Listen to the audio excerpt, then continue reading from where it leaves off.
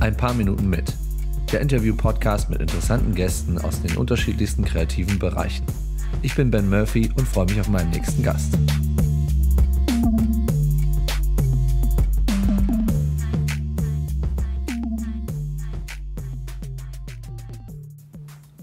Hello and welcome to one more episode of A Couple of Minutes with. My interview partner today is a creator, a DJ and a music lover. Please welcome Justin Petersen. Hello, Hi Justin. There. Hey, how are you? You good? Very good. How are you? Yeah, very good actually. Quite pumped for this podcast in the car. In the car, yes. We're not driving, by the way. It's still, yes. Yeah, but this is actually the only quiet place we were able to find. Indeed it was. Yeah, to do this short interview. Justin, my interviews usually start with the same three questions, and of course I will give you the same questions. Feel free to give a long answer if you want, but also if you want to keep it short, keep it short. Go for it. First question. You travel a lot, and I'm not sure if you have free time at all, but what do you do with a complete day off? I'm going to confess I'm a complete workaholic, so I don't believe in days off. I believe in a bit of escapism, so generally on days off I tend to actually just look at where music's going at the moment. So I'm more of a futurist, so I look at all the young artists that are up and coming on YouTube and Spotify, and it's a really great way of discovering new music on my days off. So wherever music I can do, that's what I do on my days off. Okay. What would you do if you were not doing that, what you do right now, if you were not a DJ and a creator? Genuinely, I'm gonna actually throw you a curveball on that answer. I'm doing what I love, and I'm a big believer in that. And so I believe I'm doing the thing that I love so much, so if I wasn't doing it, I'd be seriously unhappy. So if anyone's listening, and this is your spare time thing, I made my spare time thing my love. So this is my day off, basically. Okay. And last question. A lot of people know me for my sneakers and all that, so this question is like something about this. Would you rather wear sneakers on a daily basis or dress shoes? Oh, that's a really good question. I like that. This guy's good. You gotta go on the podcast. You know what? I'm a sneakers guy 75% of the time. Yeah, I'm going to go sneakers. Sneakers it is, because they're just more comfortable. I'm on your side, Ben. Sneakers all the way. Okay, sneakers for the win. Okay, thank you for your answers. Justin, how did you find your way to music? Long story short, I come from TV and radio. I was kind of like that kid that used to play with recording devices and things, and my parents had set me up. And I wrote to a radio station for work experience, and kind of the rest is history. I worked in radio for many, many years, but I wasn't happy. I wasn't satisfied with my job. Then I started dancing, and I'm going to admit for the podcast that it was to meet girls. Come on, we all start dancing to meet girls. And genuinely, I was always having that niggle that music never sounded right. So I volunteered at a West Coast swing event, and the photographer was DJing at the time, did a bad job, so they asked me to DJ, and the rest is history. I was mentored by people, so that's how I ended up here. But 20 years of DJing in clubs and working on the radio and TV were my main experiences. That's how I ended up in this journey now. What makes you like a song? That's a really good question. You're good at this. I believe it's emotional connection. I believe we emotionally connect with music. We all have a song that we listen to, and it affects us in a particular way. And when a song can really grab me at every part of my body, like everything tingles. We've all heard the song and your hairs go on end. Or, you know, when your favourite team scores a goal. It's not that, it's the feeling in your body. So when an artist comes along once in a lifetime and creates great music and it makes me feel, then I want to play that song for my audience. And that's what matters, that I want them to love the music. Do you have a favourite track right now? Oh, wow. Like the one track when you play, you say, okay, I can listen to that like for an hour. Yeah, you know, I'm going to say at the moment, country music is really coming through in its fall. And sorry, country music fans, I know he's not actually a true country music guy. This is Rhett. He has produced a great album, and I think the song I would listen to time and time again would be 16 by Thomas Rhett. And I'm going to actually, I can't just say one, Nat King Cole, Let There Be Love, because Nat King Cole, in my honest, humble opinion, is one of the best singers ever in a lifetime. So they're the two songs I'd listen to time and time again. You can't just have one. Okay. So this is also your like all-time favorite song? Let There Be Love, for me, Nat King Cole, any of his music, any of the crooners and cocktail eras, I call it, truly sing to my soul at a level that, unbeknownst to some, is quite crazy. That's a weird answer, but anyway. I've listened to your music at a lot of West Coast Swing events, and for myself, I find it very hard to create good sets for parties and, of course, for competitions and all that, because you need to play all different kind of genres. If you are a techno DJ, you know, okay, I find my music in the techno scene and I will play this. Or if you are booked for a certain club, you know, okay, the people that go to this club want to listen to this kind of music. 100%. So, but on a West Coast Swing event, you will have 14-year-old girls and you will have 60-year-old guys, and they will probably not like the same song. So how do you prepare your sets? Never about me. It's never ever about me. I'm going to be grateful for anyone listening to this, that you're listening to this because you appreciate what I do for you, but it's all about my community. There's a comment I always hear. It's just happened about 2 minutes ago before we did the podcast. I really loved your music last night. That is my fuel. If I can make people come off that floor and they're sweating, they say, Justin, you're killing me here. Like that, I know is a good set. Let your community drive your set. Don't be, you like this song because it personally does something for you. Drive it because your community love it. Market wins every time in anything. Everyone buys a certain car, people go to it. Let your community decide what they love. It's a hard balance, Ben. It's not easy to do. But to me, when you're creating a set, I'm always thinking about if I were on that floor and what I would want to hear, how would I enjoy myself. That is when you win, when you learn to be with your community. And thank you for listening to Ben and myself, because you guys are the reason I'm here. So just want to thank them for listening as well.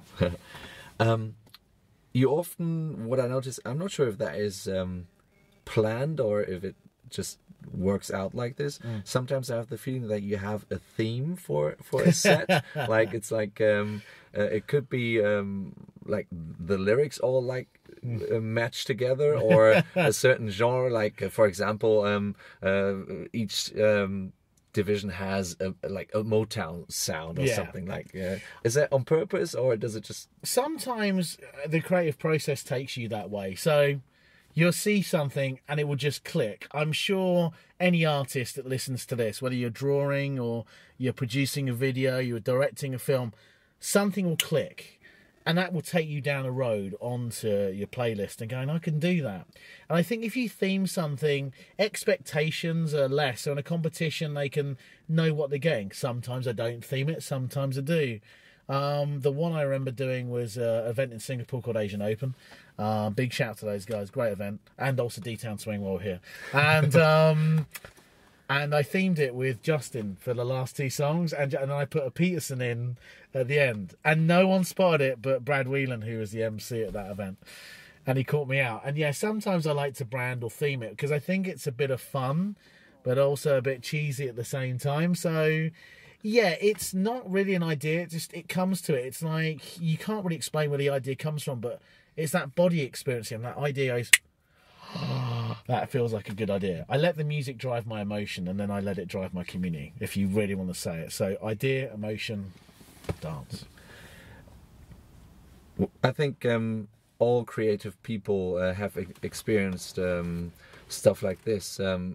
What happens when you have like a creative blackout, when you don't know what to play next, or the crowd is so difficult to play to, or something it's so interesting you ask this question. Are you prepared for that? Do you have like you can never be prepared emergency playlist or something, like songs they will work? Or, you can never be prepared for a black moment. You can in creativity, everyone has it. If you're a book writer, a filmmaker, a producer of some kind. But I learned a useful tip If you feel stuck in life, anything, change the pattern, change it. So what I did last night, instead of DJing in the main room, I DJ'd in the bar and I played a totally different set. And I didn't bother checking the music, which I always do. And it changed me, and it refreshes your creativity. So those dark moments and those black moments are you or life trying to tell you that you need to change something. And sometimes the most fantastic magic is created when you're in those dark moments. Worst song you played on a party? No a such song, thing. a song where you say, okay, this will work, and you press play and you notice like 10 seconds afterwards, okay. I'm an eternal optimist. So even though to most people that'd be worst song, there's going to be one person in that crowd that loved it, and if they're happy, that's what matters. Yeah, okay. Such the optimist. Sorry, I really am. That's okay. That's okay. A lot of people, especially in the West Coast swing community, try themselves out being a West Coast swing DJ. What do you think you have to bring to become a good West Coast swing event DJ? Work. 100%. That's all it is. You want to become a good dancer, good director, good editor, anything creativity, a good Formula 1 car racing driver. Work. So when everyone's at room parties and getting drunk, I'm in my room working. I'm terribly antisocial sometimes. I know I'm out there chatting. That's me getting to know my market. But, you know, Mozart didn't become an amazing composer because he sat on his ass and did nothing all day. He worked on his music. He was obsessed. Your podcast, you have to put work into that for it to become successful. If you want to become a great dancer or a DJ or anything in life, you need to put in the work. Running a business, you can't let it run itself. You need to work for it. So my question for anyone is learn your music. Sit down, practice sets, practice. Footballers don't become amazing because they just look at the goal. They practice. The difference between a good and great DJ is the work ethic, and I'm a big believer in that. And so my advice to you is, if you really want to become a great West Coast swing DJ, learn your music. Learn it hard, learn it back to front, front to back, do practice sets at home, be a complete musical nut, follow everything, go on YouTube, absorb music, let it be your life. But that's the exception. If you have 5 hours a day and you want to do it, spend 5 hours. That's what it requires. You're not only a DJ. You also produce a lot of different content. People follow you, I think, on Instagram, and you have a YouTube. You've been doing your research, Ben. Yeah, of course. Wow, this is impressive. Yeah. Honestly, this guy's going to be good in this few years' time. This podcast is going to be big. Sponsors, listen up. This guy's good. I like this. I like this work ethic. Go on, carry on. Where do you want to take your vlog? I think, as you've seen, I'm quite motivational. I would like to eventually help people chase what they want. I think a lot of people in life are stuck in, I was in a fairly miserable job and, I didn't enjoy it. You can live your dream. You can genuinely live it. People look up to, successful people. They just took a risk in life. And yeah, it sucks. Like, I quit my job and had no job to go to. And I went to a small 15-hour-a-week job with the most awesome boss. Hi, Ian, if you're listening. And he's been really cool to me. And the team behind him, Ryan and Tiff, have been great as well. And I'm very grateful to be there. So if I can help people live their dream and inspire 2 15-year-old kids, do it and get through what they want to do, then that's my job. I think that's where I'd like to take it. The vlog's on hold because I talk way too much and I don't like editing myself. So the Instagram content, though, is my gratefulness to my community again. Without those guys, this content doesn't exist. These interviews don't exist. So 100% I give to my community. I give to you guys. I give this 15 minutes to you because it means so much to me. So to me, that's where I'd like to go. If my DJing can inspire a generation of younger people, older people like yourself, who want to do what they want to do, like your sneaker game, man, like honestly, that's a whole vlog and podcast in itself. This guy's good sneakers. Like that thing, if people can chase it. If you like tomatoes, vlog about tomatoes. Like, I want people to win in life, and that's what I want to do. Sorry, I know we're tight for time. No, that's totally fine. How can people follow you? What's the best social media or contact if people want to contact you or follow your Come find travels me, and journeys? Come find me on Facebook, facebook.com/Justin Petersen. Instagram, you've obviously checked that out, /JP Smiles. JPS and Miles is the easiest way of explaining it. Come find me on Twitter. Love having conversations with you. You can reach me at JuzzyP, JUZZYP. Or hey, just like get in touch on Facebook or whatever. Drop me a conversation line. I'd love to chat to you. And email as well. Justin Petersen, SEN, @gmail.com. Get in touch. I'm always open. Okay. I will, of course, put all these contact details in the podcast description, so you probably can just click on the link and you will straight be forwarded to Justin's Instagram channel or his YouTube channel or Twitter or whatever you prefer to use to follow or contact him. And Justin, thank you very much for your time. Thank you very much for the podcast. It's been for great. your thoughts. And as usual, the last words are from my interview partner. Thank you. I'm going to thank everyone that's listening. I'm not here today chatting to Ben in this car because I happened to luck into it. I thanked it because my community come up to me and thank me all the time. You're the reason I'm here, and I'm eternally grateful that you all continue to champion me and my support. I thank you to Ben for giving me 15 minutes of his time in life. And I'll say this to you, that time is finite. You only have a certain amount of time on this world. Go out and get some, and I wish you the best in the future. And thank you for listening to Ben's podcast. And Ben, you're an awesome guy. Love chatting to you today, and I wish this podcast the best of luck as well.